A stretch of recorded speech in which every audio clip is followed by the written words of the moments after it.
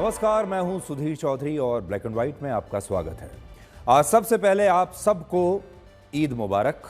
ये ईद आप सब के लिए शुभ रहे। वैसे तो ईद का दिन प्यार और मोहब्बत का दिन होता है, जहां लोग एक दूसरे से गले मिलते हैं, सेवइयां खाते हैं, लेकिन आज ईद की नमाज पर जमकर राजनीति भी हुई है।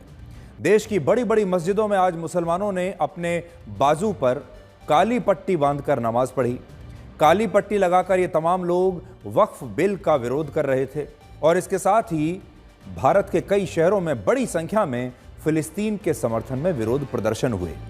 लेकिन दूसरी तरफ फिलिस्तीन के मुसलमानों ने ना तो कोई काली पट्टी बांधी, ना कोई नारेबाजी की, ना कोई विरोध प्रदर्शन किया, बल्कि तबाही के मलबे के बीच बैठकर बहुत ही शांति से ईद की नमाज पढ़ी। ये दोनों तस्वीरें आज आपको दिखाएंगे। इसके बाद नवरात्रि के उपवास के दौरान कुट्टू का आटा खाने वाले लोगों के लिए एक सावधान करने वाली खबर हमारे पास है। आज उत्तराखंड में कुट्टू का आटा खाने से 200 से ज़्यादा लोग बीमार हो गए और हालात ऐसे बन गए कि मुख्यमंत्री पुष्कर सिंह धामी को अस्पताल जाकर बीमार लोगों से मिलना पड़ा और बाद में उन्होंने मिलावटी आटा बेचने वाले 22 दुकानों को सील कर दिया। और आखिर में 31 दिसंबर और 1 जनवरी को नए साल का जश्न मनाने वाले लोगों को हम याद दिलाएंगे कि असल में हिंदू नववर्ष कल से शुरू हो चुका है, लेकिन क्या आपने अभी तक एक दूसरे को नए साल की शुभकामनाएं दी हैं? तो आज सबसे पहले हम आपको यह बताएंगे कि क्या भारत में वक्फ बिल के मुद्दे पर वैसा ही आंदोलन शुरू हो सकता है जैसा कुछ वर्ष पहले CAA यानी नए नागरिकता कानून के मामले पर हुआ था। याद कीजिए, आज से कुछ साल पहले वर्ष 2019 और 20 में नागरिकता संशोधन कानून के खिलाफ 14 राज्यों के 94 जिलों में विरोध प्रदर्शन हुआ था और ये सारे विरोध प्रदर्शन सड़कों को घेर कर हुए थे। इनमें 47 स्थानों पर हिंसक घटनाएं भी हुई थी। लेकिन अब कुछ इसी तरह का दुष्प्रचार वक्फ बिल को लेकर हो रहा है और देश भर में आम मुसलमानों से यह कहा जा रहा है कि अगर उन्होंने वक्फ बिल का विरोध नहीं किया तो सरकार उनसे उनकी मस्जिदें, कब्रिस्तान और मदरसों की ज़मीनों को छीन लेगी। और यही कारण है कि जुम्मे की नमाज के बाद आज ज़्यादातर मस्जिदों में मुस्लिम समुदाय के लोगों ने फिर से काली पट्टी बांधकर ईद की नमाज पढ़ी और इन लोगों का कहना है कि अगर केंद्र सरकार ने वक्फ बिल को वापस नहीं लिया तो देश में एक बहुत बड़ा आंदोलन शुरू होगा। वैसे तो ईद के दिन वक्फ बिल की बात करना अच्छा नहीं लगता, क्योंकि ईद का दिन प्यार और मोहब्बत का दिन होता है, जहां लोग एक दूसरे से गले मिलते हैं, सेवइयां खाते हैं। लेकिन आज ईद का जश्न कैसे वक्फ बिल के विरोध प्रदर्शन में बदल गया, उसे सबसे पहले आप इन तस्वीरों से समझ पाएंगे।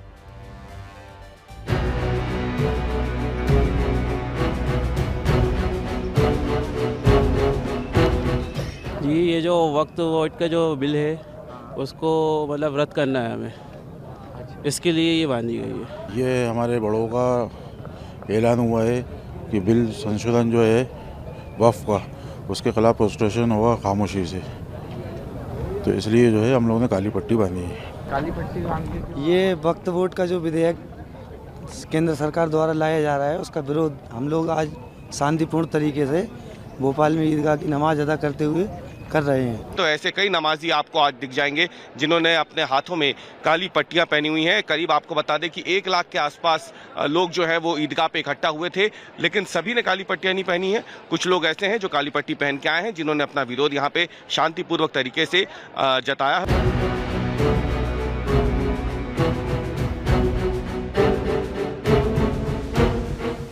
इसके बारे में कुछ कहना चाहेंगे? ये जो वक्फ बिल ला रही है गवर्नमेंट, उसके लिए हमने एहतजाज किया है कि उससे ऐसा हम नहीं चाहते। ये वक्फ अमेंडमेंट बिल के खिलाफ हैं और ये हमारा साइलेंट प्रोटेस्ट है गवर्नमेंट से कि ये नहीं होना चाहिए। ये मुसलमानों की शरह का मसला है।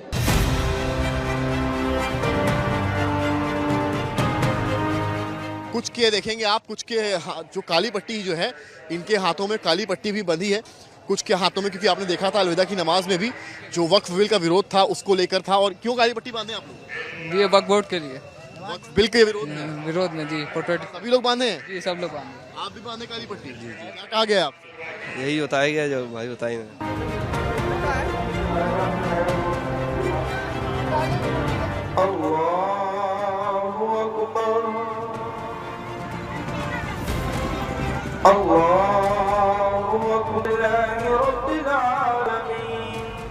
आप जो है मुसलमानों के खिलाफ खास तौर पर जो वक्फ तरमीमी बिल को लेकर के आए हैं, खुदा के वास्ते आप इसको जो है वापस लीजिए और मुल्क को तरक्की की तरफ बढ़ाइए। बस यही थोड़ी सी गुजारिश है हुकूमत से। वक्फ अमेंडमेंट बिल जो है ये सरकार लेकर के आई है, ये जो है संविधान के भी खिलाफ है और मुस्लिमों के जो है वक्फ के जो है नुकसान पहुंचाने के लिए है।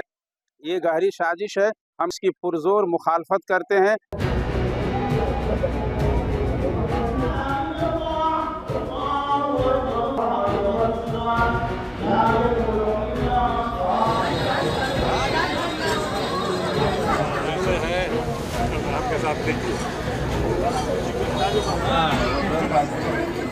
न केवल मुस्लिम समाज, तमाम जो धर्मनिरपेक्ष विचार के लोग हैं उनका है कि भाई ये एक धर्म विशेष पर एक हमला है। वक्फ की प्रॉपर्टी है, ये हमारे पूर्वजों की प्रॉपर्टी है जिसको लोगों ने दान स्वरूप दिया था अपने कौम की भलाई के लिए। तो वो एक ज़माने से चला रहा है। सरकार नई केंद्र सरकार जो है वो चाहती है अपना हस्तक्षेप करके कि इस पे हम अपना अंकुश रखें।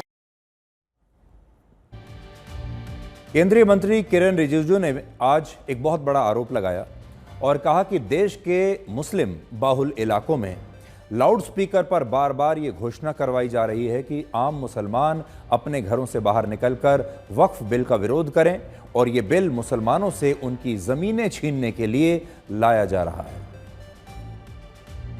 मुझे ये पिछले 2-3 दिनों में जो देखने को मिला, इससे बिल्कुल अच्छा नहीं लगा।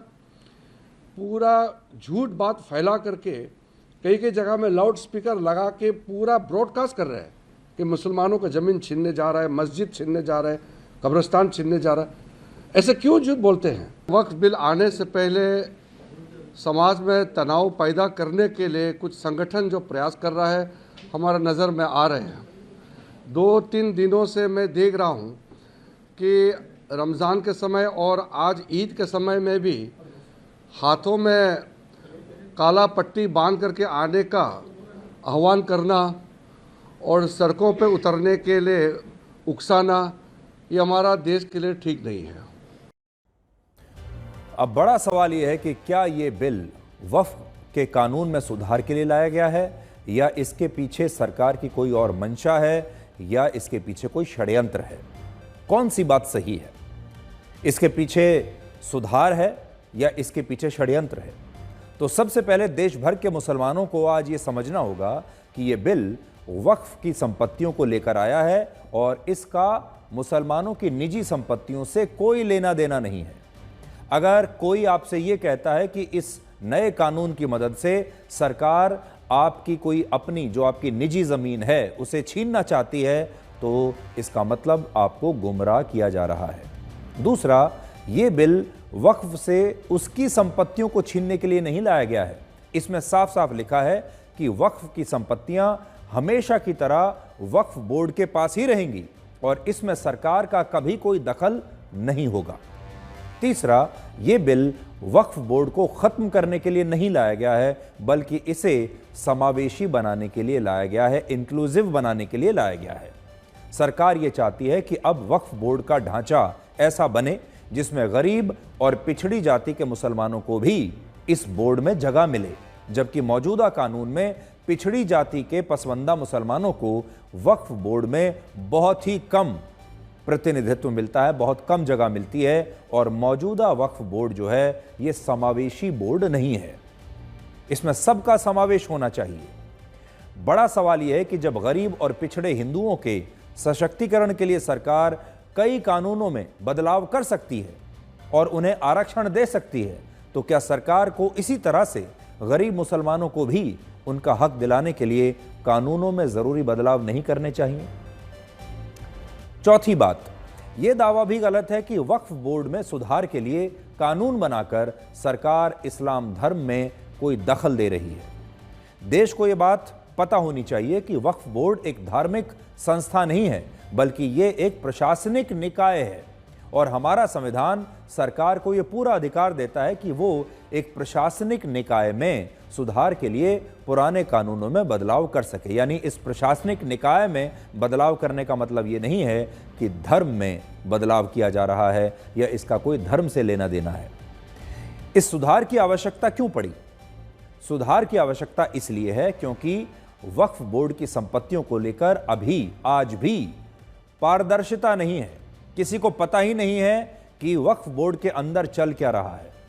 वर्ष 2006 की सच्चर कमेटी की रिपोर्ट के मुताबिक वक्फ बोर्ड को जिन संपत्तियों से हर साल 12,000 करोड़ रुपए कमाने चाहिए थे, उन संपत्तियों से उसे सिर्फ 163 करोड़ रुपए ही मिल रहे हैं। तो सोचिए, संपत्ति आपके पास इतनी है जिससे आपकी आमदनी होनी चाहिए 12,000 करोड़, लेकिन आपकी आमदनी कितनी हो रही है? सिर्फ 163 करोड़। इसका मतलब कहीं कुछ घोटाला है। इसके अलावा इस समय वक्फ की संपत्तियों को लेकर ना तो कोई स्पष्ट रिकॉर्ड है और ना ही इससे होने वाली आमदनी के बारे में देश के आम मुसलमानों को कुछ भी पता है। वक्फ बोर्ड में हो क्या रहा है, कितने पैसे आ रहे हैं, कितने जा रहे हैं, किस संपत्ति से कितना पैसा आता है, किसी को कुछ नहीं पता। और वक्फ बोर्ड उसके बारे में सही जानकारी देता भी है या नहीं, यह भी किसी को नहीं पता। सरकार इस अव्यवस्था को दूर करने के लिए वक्फ बोर्ड की संपत्तियों का एक सेंट्रलाइज्ड पोर्टल बनाना चाहती है और लैंड रेवेन्यू रिकॉर्ड्स में इन संपत्तियों की जियो टैगिंग करना चाहती है, जिससे कोई भी घोटाला ना हो सके। सब कुछ साफ साफ होगा और देश का कोई भी मुसलमान ऑनलाइन बैठकर देख सकता है कि वक्फ बोर्ड की किस संपत्ति में क्या हो रहा है, वो संपत्ति कहां पर है, उसकी असल में कीमत कितनी है और उससे कितनी आमदनी होती है। ये वो बदलाव हैं जिनसे वक्फ को पहले से ज्यादा पैसा मिलेगा और इस पैसे से गरीब और पिछड़े मुसलमानों की मदद हो पाएगी। लेकिन अभी इन्हीं गरीब मुसलमानों को गुमराह किया जा रहा है। पांचवी बात, इस्लाम धर्म में यह कहीं नहीं लिखा कि महिलाएं वक्फ बोर्ड का हिस्सा नहीं बन सकती। सरकार कम से कम 2 महिलाओं को वक्फ बोर्ड का सदस्य बनाना चाहती है और इस प्रावधान से महिलाओं को कई फायदे होंगे। पहला, इससे वक्फ बोर्ड में मुस्लिम महिलाओं की आवाज पहुंचेगी और दूसरा, ऐसी व्यवस्थाएं समाप्त हो जाएंगी जिनसे महिलाओं के साथ नाइंसाफी होती आ रही है। उदाहरण के लिए, इस वक्त जो जमीन किसी मुस्लिम परिवार द्वारा वक्फ अल औलाद के लिए दान में दी जाती है, उससे मिलने वाला पैसा उस परिवार की महिलाओं को नहीं मिलता। लेकिन अब इस नए बदलाव से, नए बिल से महिलाओं को भी यह पैसा मिल पाएगा, उनका हक मिल पाएगा। अगला पॉइंट यह है कि यह बिल कहता है कि सरकार वक्फ की संपत्तियों को अवैध कब्जे से मुक्त कराएगी, ना कि उन पर अवैध कब्जा करेगी। जैसे हैदराबाद में वक्फ की 75% और मुंबई में 60% संपत्तियों पर आज भी अवैध कब्जा है और वक्फ बोर्ड इन अवैध कब्जों को हटाने में नाकाम रहा है, लेकिन अब सरकार इनकी मदद करेगी। 7वीं बात, इससे वक्फ बोर्ड में भ्रष्टाचार रुकेगा और वक्फ बोर्ड की आमदनी पहले से ज्यादा होगी। अब एक खास बात देखिए, मार्च 2019 में वक्फ को अपनी 8,72,000 संपत्तियों से सालाना 151 करोड़ रुपए की आमदनी होती थी। इस आंकड़े को ध्यान से सुनिएगा आप, मैं फिर से आपको पढ़कर बताता हूं कि आप इसको नोट करते जाइएगा। मार्च 2019 में, यानी आज से लगभग 5-6 साल पहले, वक्फ बोर्ड को अपनी 8,72,000 संपत्तियों से एक साल में 151 करोड़ रुपए की आमदनी हुआ करती थी, जो 5 साल के बाद वर्ष 2024 में सिर्फ 1,30,00,000 रुपए रह गई। जरा सोचिए, 5 साल पहले उन्हीं संपत्तियों से 150 करोड़ की आमदनी हो रही है और 5 साल के बाद यह आमदनी सिर्फ 1.25 करोड़ की रह गई। 150 करोड़ 1.25 करोड़ में तब्दील हो गए और जैसे जैसे समय बढ़ता है आमदनी तो बढ़नी चाहिए थी, लेकिन यह 150 करोड़ 1.25 करोड़ में बदल गए। इसका मतलब यह हुआ कि 5 साल पहले वक्फ बोर्ड को अपनी एक संपत्ति से 144 रुपए की मासिक आमदनी हुआ करती थी, औसतन एक संपत्ति से 144 रुपए, लेकिन अब उसी एक संपत्ति से हर महीने उसे सिर्फ 1 रुपए की आमदनी हो रही है। 144 रुपए से घटकर 1 रुपया। अब सोचिए, अगर वक्फ को उसकी संपत्ति से एक एक रुपए ही मिल रहे हैं तो क्या सरकार को यह नहीं देखना चाहिए कि ऐसा हो कैसे रहा है, इनकी आमदनी कम कैसे हो रही है, एक एक रुपए में इन्होंने कैसे संपत्ति आगे दी हुई है, और क्या इसमें कोई बेईमानी तो नहीं हो रही है। अगर 5 साल में 150 करोड़ 1.25 करोड़ रुपए में बदल गए तो हो सकता है बीच में यह पैसा कहीं और जा रहा हो। इन बातों से यह पता चलता है कि यह बिल वक्फ बोर्ड में सुधार के लिए बहुत ज़रूरी है, और अगर यह बिल नहीं आया तो वक्फ बोर्ड में जो भ्रष्टाचार और बेईमानी की शिकायतें देश के आम मुसलमान ही कर रहे हैं, ऐसी शिकायतें आती रहेंगी और वक्फ की जो आमदनी लगातार कम हो रही है उसका सिलसिला भी ऐसे ही चलता रहेगा। हालांकि यहां आपके मन में यह सवाल भी ज़रूर होगा कि जब इस बिल में सब कुछ ठीक ठाक है तो फिर देश के मुसलमान विरोध किस बात का कर रहे हैं। तो विरोध का प्रमुख कारण है सर्वे का प्रावधान। यह बिल कहता है कि अगर वक्फ बोर्ड किसी भी जमीन पर अपना दावा करता है तो विवाद होने की स्थिति में वक्फ की संपत्तियों का सर्वे जिले के कलेक्टर द्वारा किया जाएगा। हर जिले में आप जानते हैं एक कलेक्टर होता है, वो सरकारी अधिकारी होता है। तो अब जब भी विवाद होगा वक्फ बोर्ड की किसी संपत्ति पर तो उसका सर्वे करवाया जाएगा और वो सर्वे करेगा उस जिले का कलेक्टर। और अगर सर्वे रिपोर्ट में यह पाया जाता है कि जिस जमीन पर वक्फ ने अपना दावा किया है वो असल में उसकी नहीं है तो वो जमीन वक्फ की नहीं मानी जाएगी। अब हमारा सवाल यह है कि इस प्रावधान से आखिर परेशानी किसको है और परेशानी क्यों है। अगर कोई जमीन वक्फ की है और उसके पास उसके पूरे दस्तावेज हैं और वो उसे साबित कर सकता है तो फिर वक्फ बोर्ड को परेशान होने की क्या आवश्यकता है। और सोचिए, अगर कोई ज़मीन वक्फ की है ही नहीं, उसके पास ना कागजात हैं, उसके ना दस्तावेज हैं, ना वो साबित कर सकता है, तो फिर वक्फ को वो ज़मीन क्यों मिलनी चाहिए। और ये बात हम नहीं कह रहे, बल्कि ये बातें देश के मुस्लिम समुदाय की तरफ से ही उठ रही है। और अजमेर दरगाह के सैयद नसरुद्दीन चिश्ती ने इस बिल का पूरा समर्थन किया है, जबकि केरल के कैथोलिक बिशप काउंसिल ने भी केरल के सभी सांसदों को इस बिल के समर्थन में वोट देने की अपील की है। सूत्रों के मुताबिक 4 अप्रैल को बजट सत्र खत्म होने से 2 दिन पहले सरकार इस बिल को 2 अप्रैल को संसद में पेश कर सकती है। और सरकार ऐसी पार्टियों से समर्थन मांग रही है जो अभी किसी गठबंधन में नहीं है। मेरा मानना ही है कि वक्फ में अमेंडमेंट की जरूरत है। देखिए, वक्फ का मतलब ये कहते ये नहीं है कि लोग ये कह रहे हैं कि मस्जिदें छीन जाएंगी, खानकाएं छीन जाएंगी, कब्रिस्तान छीन जाएंगी। ये कहना गलत है। हो सकता है कुछ सेक्शन से उनको प्रॉब्लम हो, ये ऐसे मत। ये डेमोक्रेसी का पार्ट है और सरकार को कोई जल्दबाजी नहीं है। सरकार ने बहुत तसल्ली से इस बिल को लाई थी। सरकार ने बाकायदा जेपीसी में ये बिल दिया। जेपीसी ने बहुत पेशेंटली सबको सुना है और उसके बाद में अब ये बिल पेश करने जाएंगे। मुझे पूरा यकीन है कि ये बिल आने के बाद में वक्फ के मैटर में ट्रांसपेरेंसी आएगी और उसकी प्रॉपर्टी को प्रोटेक्ट होंगी। जो कैथोलिक के पादरी होते हैं केवल अपना रिलीजियस और एजुकेशन से ही ताल्लुक़ रहता, कोई सियासत से नहीं। तो उन्होंने साफ इस बिल को पढ़ा, हमारी रिपोर्ट को पढ़ा और उनको लगता है कि ये वक्फ के बेहतरी के लिए है। डिस्प्यूट ख़त्म होगा। केरल की सैकड़ों साल पुरानी चर्च को कह दिया वक्फ है, नई पार्लियामेंट को कह दिया वक्फ है, ईडन गार्डन को कहीं कह दिया वक्फ है। तो ये विवाद ख़त्म होगा, इसलिए वो अपील कर रहे हैं।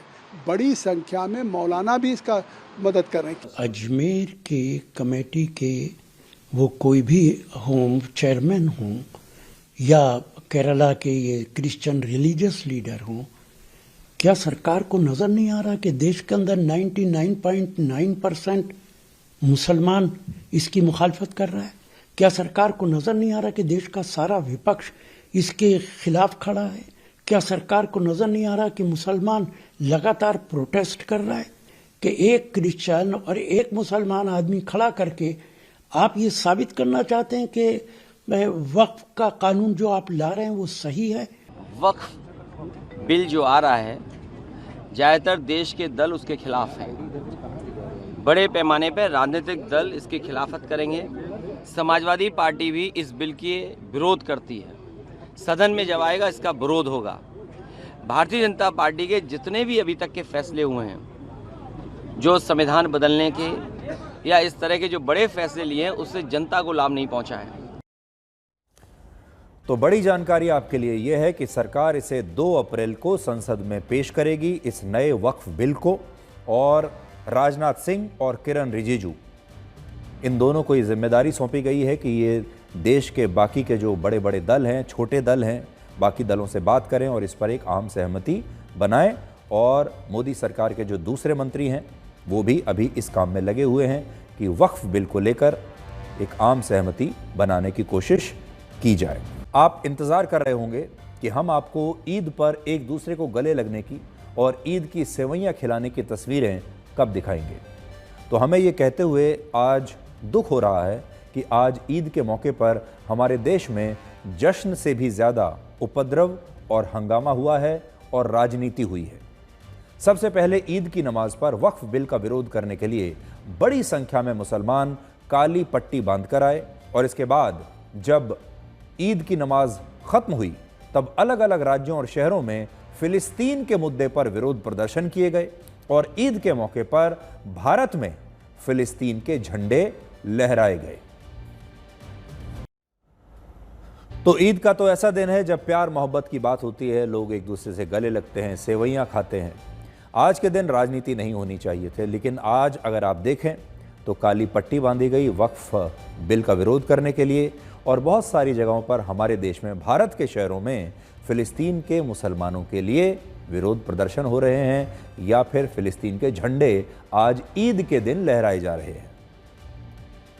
अब आप ये देखिए, दूसरी तस्वीर देखिए कि फिलिस्तीन के जिन मुसलमानों के लिए भारत में ईद के मौके पर मस्जिदों के बाहर धार्मिक नारेबाजी हो रही है, फिलिस्तीन के झंडे लहराए जा रहे हैं, उन मुसलमानों ने, फिलिस्तीन के मुसलमानों ने आज अपनी ईद कैसे मनाई, जरा ये देखिए। अब जो तस्वीरें आप देख रहे हैं ये उत्तरी गाजा की हैं, जहां मुसलमानों ने नष्ट हो चुकी, ध्वस्त हो चुकी एक मस्जिद के मलबे पर बैठकर ईद की नमाज पढ़ी। लेकिन ना तो इन मुसलमानों ने कोई विरोध प्रदर्शन किया है, ना कोई नारेबाजी की है और लोगों ने बड़ी शांति से खुशी खुशी आज ईद का त्यौहार मनाया। सबसे बड़ी बात यह है कि गाजा के ये मुसलमान ये भी नहीं कह रहे थे कि भारत में वक्फ बिल लागू नहीं होना चाहिए। भारत के मुसलमान तो जरूर ये बात कर रहे हैं कि फिलिस्तीन के मुसलमानों का मुद्दा उठना चाहिए और वक्फ बिल लागू नहीं होना चाहिए। भारत में फिलिस्तीन के झंडे लहराए जा रहे हैं ईद के मौके पर। तो क्या फिलिस्तीन के मुसलमान भी कहीं ये विरोध प्रदर्शन कर रहे हैं कि भारत में वक्फ बिल नहीं आना चाहिए? वहां के मुसलमानों ने अपनी ईद कैसे मनाई और वो भारत की ईद से कैसे अलग है, जरा देखिए। और आज जितने कष्ट में फिलिस्तीन के मुसलमान हैं, जितने कष्ट में, बुरे दिनों में इस समय गाजा के मुसलमान हैं, उससे ज्यादा बुरे दिन तो किसी के हो नहीं सकते। लेकिन उनकी ईद भी देख लीजिए। आज ईद के मौके पर देश के अलग अलग राज्यों में हिंसक झड़पें भी हुई हैं और ये हिंदू मुसलमानों की सांप्रदायिक झड़पें नहीं थी, बल्कि ये मुसलमानों के ही साथ हुई झड़पें थी। उत्तर प्रदेश के हापुड़ में चप्पल स्टैंड में चप्पलें रखने को लेकर मुसलमानों के दो गुटों के बीच टकराव हुआ, जबकि इसी तरह मेरठ, संभल और नूह में भी ईद की नमाज के बाद मुसलमानों के दो गुटों के बीच हिंसक झड़पें हुई और कुछ शहरों में बिना अनुमति के जुलूस निकालने पर मुस्लिम पक्ष के लोगों का पुलिस के साथ संघर्ष हुआ। और आज जब आप इन तस्वीरों को भी देखेंगे तो आपको दुख होगा कि जब लोगों को प्यार और मोहब्बत से ईद का त्यौहार आज मनाना चाहिए था, तब लोगों में कैसे हिंसक टकराव हो रहा था।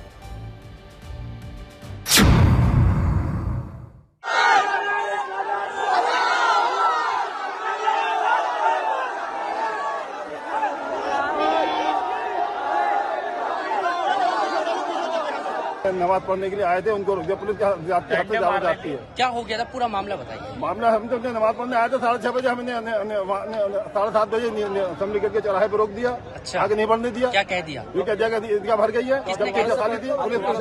किसने रोक दिया? किसने? आप दोबारा पढ़ने आए, नमाज तो पढ़ेंगे, आज पुलिस रोक रही है और कौन रोकेगा? हंगामा क्या करा, अपनी आवाज नहीं उठाए, मतलब ये भी नहीं कहेगा मन तक। तो क्या कह रहे थे वो? क्या तो ईद की नमाज एक जमाने से हो रही है, वो भी गलत थी भी आज तक। क्या कह रहे थे वो लड़के? यही कहे थे कि नहीं वो जगह नहीं, जगह यहाँ थी।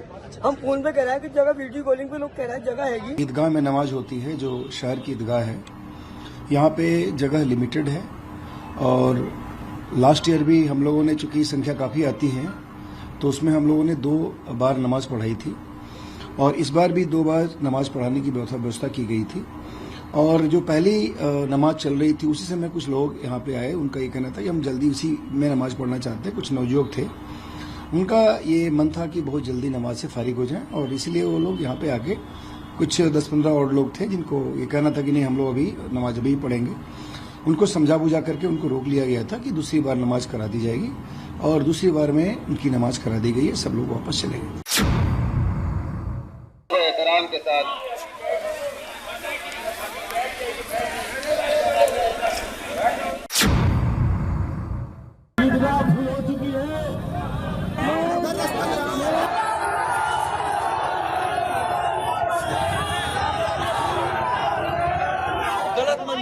कह रहे भैया सारे लोग हैं, बस अगर आप क्या बंद करोगे कोई ऐसी बात नहीं सर। भाई आपका चल रहा है सर, बस आप कोई बात नहीं इसमें। हमारा सहयोग आपके साथ है, हम सहयोग दे रहे हैं ना आपको। अंकल जी जास्ती है नहीं सर, हम आपका सहयोग कर रहे हैं, इसी माने कोई ऐसी बात नहीं है। हम तो आपको सहयोग कर रहे हैं खुद। हाँ बैठो भाई, चलो बैठो, बैठ जाओ।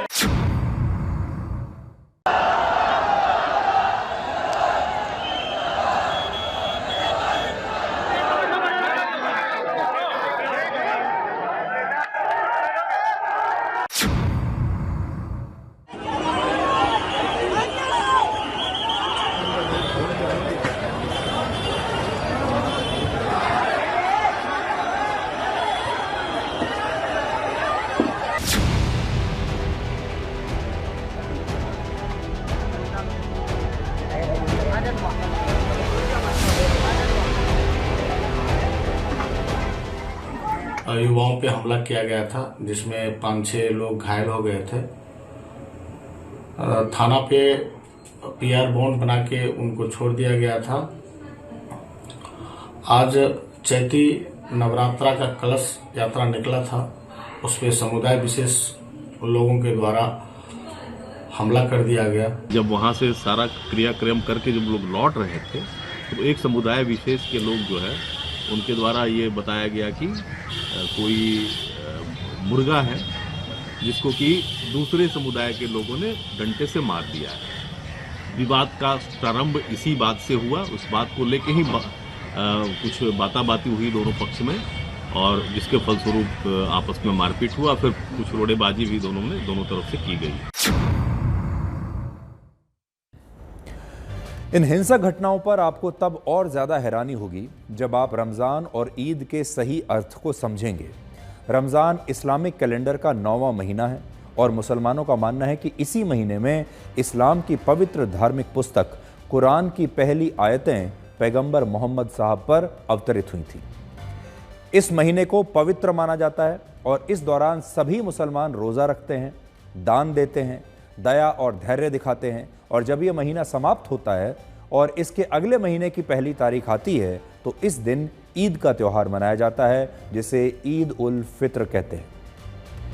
इसका मतलब होता है रोज़ा तोड़ना और इस दौरान सभी मुसलमान फितरा यानी दान अदा करते हैं जो गरीबों की मदद के लिए दिया जाता है। लेकिन कुछ लोगों ने इस मौके पर हमारे देश में क्या क्या किया आप इन तस्वीरों में देख चुके हैं।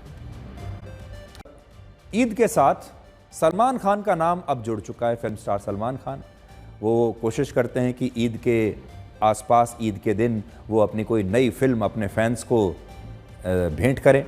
इस बार उन्होंने अपनी नई फिल्म रिलीज़ की है ईद के मौके पर और आज अब आपको सलमान खान की ईद दिखाते हैं। आज मुंबई में 59 वर्ष के सलमान खान ने अपने घर की बालकनी में आकर, उनकी बालकनी में जो बुलेट प्रूफ शीशा लगाया गया है, आज उस शीशे के पीछे से उन्होंने अपने फैंस को ईद की बधाई दी है। और आप नोट कीजिए, ये वही बालकनी है जहां 3 महीने पहले उनकी सुरक्षा के लिए बुलेट प्रूफ शीशे लगाए गए हैं। पहले सलमान खान बालकनी में आया करते थे और अपने फैंस को वो ईद की बधाई देते थे, लेकिन अब इस बार की जो ईद है वो बुलेट प्रूफ शीशे के पीछे से उन्हें ये बधाई देनी पड़ रही है अपने फैंस को। ये तस्वीरें आज उन्होंने खुद पोस्ट की हैं सोशल मीडिया पर।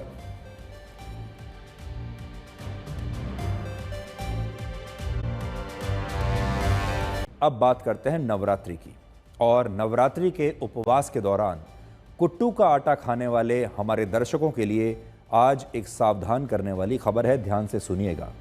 आज उत्तराखंड के देहरादून में नकली कुट्टू के आटे से बनी पूड़ियाँ, पराठे और पकौड़े खाकर 200 से ज़्यादा लोग बीमार हो गए हैं और पुलिस का कहना है कि आसपास के इलाकों में रहने वाले इन लोगों ने कुट्टू का ये आटा शाम को अपना उपवास तोड़ने के लिए खाया था, लेकिन बाद में इन सभी लोगों को उल्टियां होने लगीं, पेट खराब हो गया और इन सभी लोगों को अस्पतालों में भर्ती करवाना पड़ा।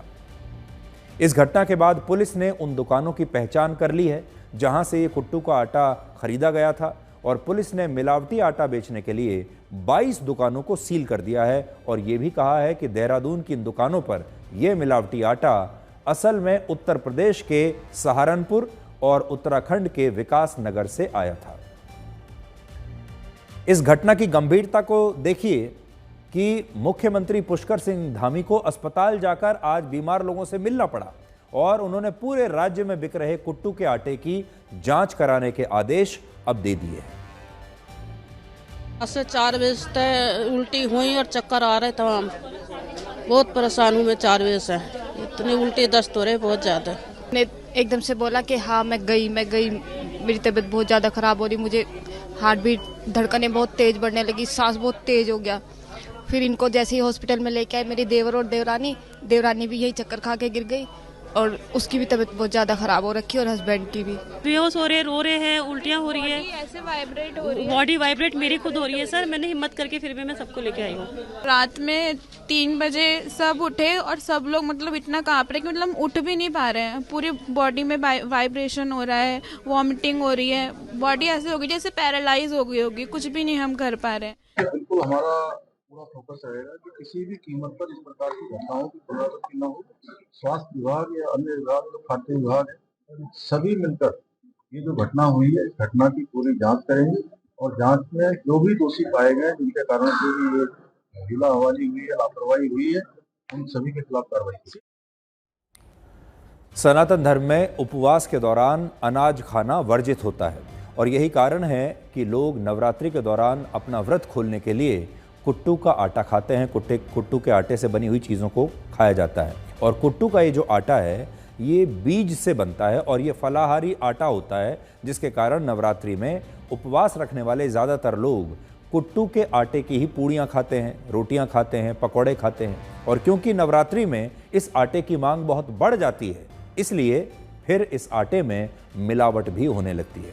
तो आप सोचिए, हमारे देश में कुछ लोग ऐसे भी हैं जो पैसा कमाने के लिए कुट्टू के आटे में मिलावट कर रहे हैं और उपवास रखने वाले लोगों के साथ भी धोखा कर रहे हैं। इसके अलावा इस आटे में मिलावट करने से जो है, आपने देख लिया होगा, बहुत मोटा मुनाफा होता है।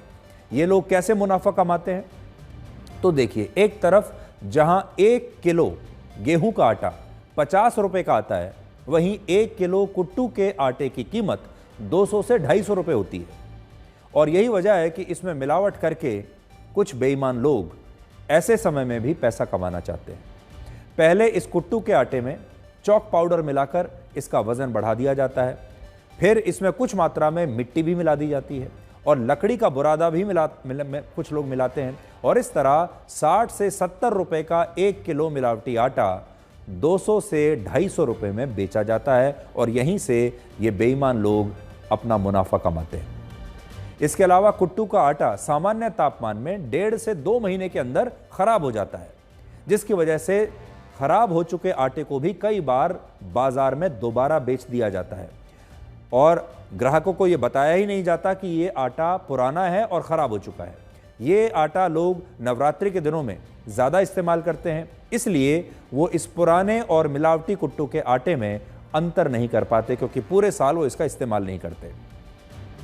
अब आपको ये बताते हैं कि आप मिलावटी और ख़राब हो चुके कुट्टू के आटे से खुद को कैसे बचा सकते हैं। ध्यान से हमारी ये बात सुन लीजिएगा। पहला, असली कुट्टू के आटे का रंग गहरा भूरा होता है, गहरा डार्क ब्राउन होता है, लेकिन अगर कुट्टू के आटे में किसी भी तरह की मिलावट होती है या वो ख़राब है तो उसका रंग बदल जाता है और फिर इसका रंग हो जाता है हल्का हरा। दूसरी बात, आटा अगर गूंदते समय बिखर रहा है या ज़्यादा चिकना होता है तो समझ जाइए कि इसमें अरारोट मिलाया गया है और ये मिलावटी आटा है। तीसरी बात, आप पानी से कुट्टू के आटे में मिलावट की पहचान भी कर सकते हैं। इसके लिए 1 गिलास पानी में 1 चम्मच आटा डालकर छोड़ दीजिए और अगर ये आटा नीचे बैठ जाता है और बाकी की चीज़ें ऊपर आ जाती हैं तो ये नकली और मिलावटी आटा है। अगर आप पैकेट वाला आटा खरीद रहे हैं तो उस पर ISI मार्क ज़रूर देखें और आप इंटरनेट पर उस आटे की पैकेजिंग से असली पैकेजिंग को मिलाकर भी देख सकते हैं। एक और बात आप सबसे हम आज ये कहना चाहेंगे, जब भी आप बाज़ार में जाते हैं और कहीं से भी किसी भी दुकान से कोई मिलावटी सामान या नकली सामान गलती से आप खरीद कर ले आते हैं तो ज़्यादातर लोग सिर्फ इतना ही करते हैं कि दुकानदार के पास जाकर या तो उसे वापस करने की कोशिश करते हैं, पैसे अपने वापस ले लेते हैं या एक्सचेंज करा लेते हैं और या फिर उस सामान को फेंक देते हैं, लेकिन शिकायत कभी नहीं करते। आज हम आपसे ये कहना चाहते हैं कि जब भी कोई मिलावटी सामान आपके घर में आए, कोई ख़राब क्वालिटी का सामान अगर घर में आए तो आप अपने इलाके में उसकी शिकायत ज़रूर कीजिए, उस दुकान की शिकायत कीजिए, उस दुकानदार की शिकायत कीजिए। अगर आपने किसी रेहड़ी वाले से कोई सामान खरीदा है तो उसकी भी शिकायत आप ज़रूर कीजिए। अब हम 31 दिसंबर और 1 जनवरी को नए साल का जश्न मनाने वाले तमाम लोगों को ये याद दिलाएंगे कि असल में हिंदू नववर्ष कल से शुरू हो चुका है, लेकिन क्या आपने अभी तक एक दूसरे को नए साल की शुभकामनाएं दी हैं? सबसे पहले आप 1 जनवरी के शो का हमारा ये अंश देखिए। ये हमने आपको 1 जनवरी 2025 को ये बात बताई थी, जिसमें हमने आपसे कहा था कि जब 30 मार्च को हिंदू नववर्ष शुरू होगा तब हम देखेंगे कि कितने लोग हमारे देश में ऐसे हैं जो हिंदू नववर्ष की शुभकामनाएं एक दूसरे को देते हैं। देखिए, पूरा भारत अंग्रेजों के कैलेंडर के हिसाब से नए साल का जश्न मना रहा था। बड़ी संख्या में लोग दफ्तरों से छुट्टी लेकर अपने काम को छोड़कर ये जश्न मनाने के लिए बाहर निकले हैं। अब बड़ी चुनौती ये होगी कि 30 मार्च 2025 को जब सनातन धर्म के हिसाब से, सनातन धर्म के कैलेंडर के हिसाब से जब नया साल शुरू होगा, विक्रम संवत कैलेंडर जो हमारा है, जब हमारा नया साल शुरू होगा 30 मार्च 2025 को, तब कितने लोग बाहर निकलकर इसका जश्न मनाते हैं, तब आपको कितने व्हाट्सएप मैसेजेस मिलते हैं, तब कितने लोग आपको फ़ोन करके नए साल की शुभकामनाएं देते हैं, ये ज़रा देखने की बात होगी। इसलिए 30 मार्च भी ज़्यादा दूर नहीं है। 30 मार्च को एक बार फिर हम इसका विश्लेषण आपके लिए करेंगे, लेकिन जो तस्वीरें अभी हमने आपको दिखाई थोड़ी देर पहले, बात वहीं पर आती है। ये सारे लोग जो आपको दिख रहे हैं, ये शायद नंबर बदलने की वजह से, साल बदलने की वजह से किसी चमत्कार का इंतज़ार कर रहे हैं। तो ये बात हमने आपको 1 जनवरी 2025 को कही थी। आप देखते हैं कि 31 दिसंबर की रात और 1 जनवरी के दिन आपके व्हाट्सएप पर, आपके सोशल मीडिया पर लगातार सैकड़ों हज़ारों मैसेजेस आते होंगे हैप्पी न्यू ईयर के। आपको नए साल की बहुत बहुत शुभकामनाएं आपके दोस्त देते होंगे और आप भी सबको देते होंगे। लेकिन हिंदू वर्ष के हिसाब से नया साल तो कल शुरू हुआ है। आज नए साल का पहला दिन होना चाहिए था। आपने कितने लोगों को नए साल की शुभकामनाएं दी हैं और आपको कितने लोगों ने आज नए साल की शुभकामनाएं भेजी हैं? आपने क्या नए साल का कोई जश्न मनाया है कल से लेकर अब तक? क्या वैसी ही पार्टी की है जैसी 31 दिसंबर की रात को की थी और 1 जनवरी को की थी? जब हिंदू नव वर्ष शुरू हो रहा है कल से और आज से, इस बार आप छुट्टी लेकर वेकेशन पर नहीं गए कि परिवार और दोस्तों के साथ नया साल मना सके? किसी ने कुछ नहीं किया। अब आप खुद सोचिए, क्या हमारे देश के लोगों ने हिंदू नववर्ष का जश्न उसी तरह से मनाया है जिस तरह से आप सब ने 31 दिसंबर या 1 जनवरी को मनाया था? हिंदू नववर्ष की शुरुआत चैत्र महीने के शुक्ल पक्ष की पहली तिथि से होती है और इस बार यह तिथि 30 मार्च को आई है और हिंदू कैलेंडर वर्ष 2082 में अब प्रवेश कर चुका है। ये जो इस समय आप जिस वर्ष में प्रवेश कर रहे हैं कल से, यह है वर्ष 2082 और ये अंग्रेजी कैलेंडर से 57 वर्ष आगे है। इस कैलेंडर को विक्रम संवत कैलेंडर कहते हैं और इसकी पहली तिथि कई वजहों से बहुत खास होती है। मान्यता है कि भगवान ब्रह्मा ने इसी दिन सृष्टि की रचना की थी और इसी दिन 4 युगों में से पहले युग सतयुग की शुरुआत हुई थी। इसी दिन भगवान श्री राम का राज्याभिषेक हुआ था। इसी दिन भगवान विष्णु के पहले मत्स्य अवतार प्रकट हुए थे। इसी दिन महर्षि दयानंद सरस्वती ने आर्य समाज की स्थापना की थी और इसी दिन से चैत्र नवरात्रि की भी शुरुआत हुई थी। 1 जनवरी को मनाए जाने वाले हैप्पी न्यू ईयर के मुकाबले हिंदू नववर्ष कहीं ज्यादा प्रासंगिक है। 1 जनवरी को जब नया साल मनाया जाता है तब तारीख के सिवा कुछ नहीं बदलता। मौसम की जो प्रकृति होती है वो एक जैसी रहती है, वही सर्दियों का मौसम रहता है। दिसंबर और जनवरी की ठंड में कोई बदलाव नहीं आता।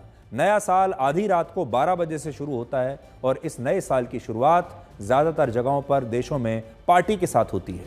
लेकिन हिंदू कैलेंडर में नया साल सूर्य की पहली किरण के साथ शुरू होता है और तब मनाया जाता है, रात में शुरू नहीं होता।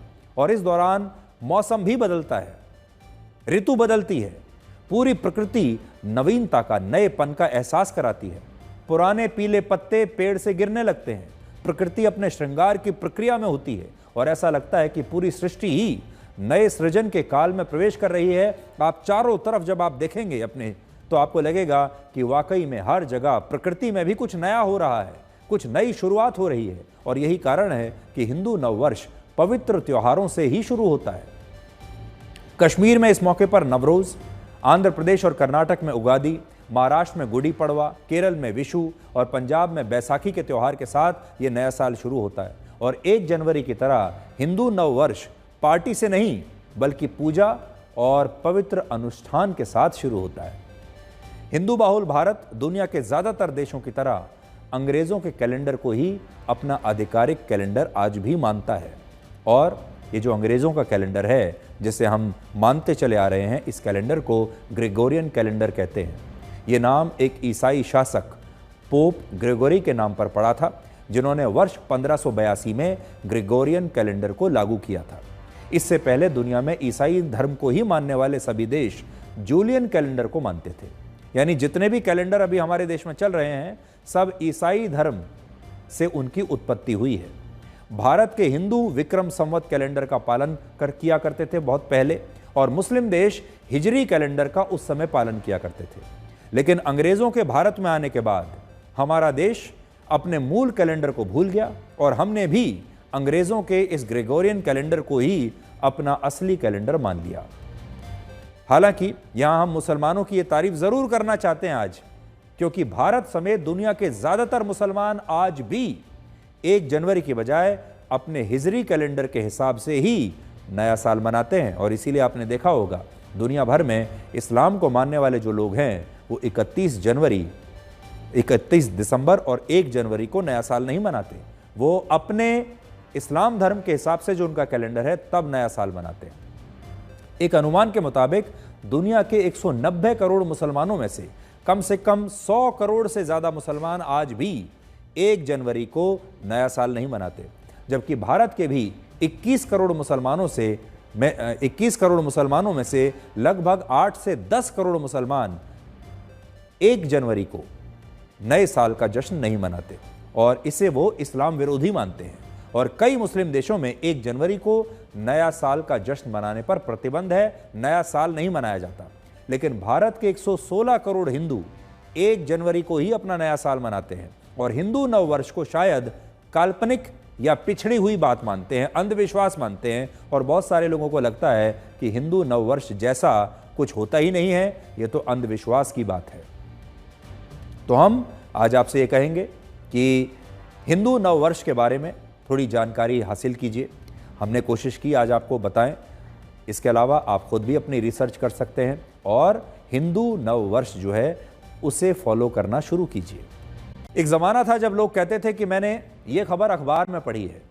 उसके बाद टीवी का दौर आया और लोग कहने लगे कि हमें ये जानकारी टीवी पर हमने देखी है, हमने आपको टीवी पर देखा है, हमने टीवी में ये बात देखी है, और उस पर वो यकीन कर लिया करते थे। पहले कहते थे अखबार में जो छप गया वही सही है, फिर वो कहते थे कि हमारा जो प्राइमरी सोर्स ऑफ इंफॉर्मेशन है वो टीवी है, हमने टीवी पर देखा था।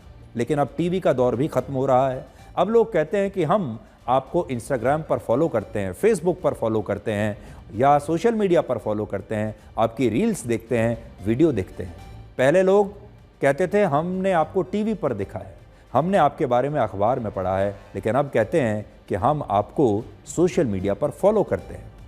पहले की पीढ़ी केवल अखबार पढ़ती थी, इसके बाद की पीढ़ी टीवी देखने लगी और आज की पीढ़ी सोशल मीडिया यानी डिजिटल प्लेटफॉर्म्स पर लोगों को फॉलो करती है, उनके वीडियोस देखती है, खबरें देखती है। और यही वजह है कि पहली बार भारत में डिजिटल मीडिया ने कमाई के मामले में टीवी को पीछे छोड़ दिया है। फिक्की की एक नई रिपोर्ट ये कहती है कि वर्ष 2024 में भारत के मीडिया और एंटरटेनमेंट सेक्टर में डिजिटल मीडिया की कुल कमाई 80,000 करोड़ रुपए से ज्यादा थी, जो टीवी मीडिया के मुकाबले 12,000 करोड़ रुपए ज्यादा है। टीवी की कमाई वर्ष 2023 में 71,000 करोड़ थी, जो 2024 में घटकर 68,000 करोड़ रुपए रह गई है। इस ग्राफ में मैं बड़ी स्क्रीन पर आपको दिखाता हूं। अगर आप देखेंगे तो वर्ष 2022 से डिजिटल मीडिया का ग्राफ बहुत तेजी से ऊपर बढ़ा है। खास तौर पर यह वो समय है जो कोविड के बाद का समय है, जबकि टीवी का जो ग्राफ है वो लगातार नीचे आ रहा है। कमाई बढ़ने का मतलब यह है कि लोगों की रुचि टीवी से हटकर अब सोशल मीडिया पर है। इंस्टाग्राम, फेसबुक, यूट्यूब, नेटफ्लिक्स जैसे डिजिटल मीडिया प्लेटफॉर्म्स पर लोग कंटेंट देख रहे हैं और ये बात विज्ञापन देने वाली कंपनियों को समझ में आ गई है। पिछले एक साल में डिजिटल मीडिया 17% बढ़ा है, वहीं टीवी सेगमेंट जो है वो 4.5% गिर गया है। डिजिटल मीडिया के बढ़ने का सबसे बड़ा कारण है स्मार्टफोन्स। हमारे देश के 40% लोग स्मार्टफोन का इस्तेमाल करते हैं और इसमें लोगों को सस्ता इंटरनेट भी अब मिल रहा है। भारत के करीब 56 करोड़ 20 लाख लोगों के पास मोबाइल फोन की एक छोटी सी स्क्रीन है, जिसमें उन्हें इंटरनेट के जरिए एंटरटेनमेंट और इंफॉर्मेशन सब मिलता है। आप फिल्म देखिए, सिनेमा देखिए, न्यूज़ देखिए।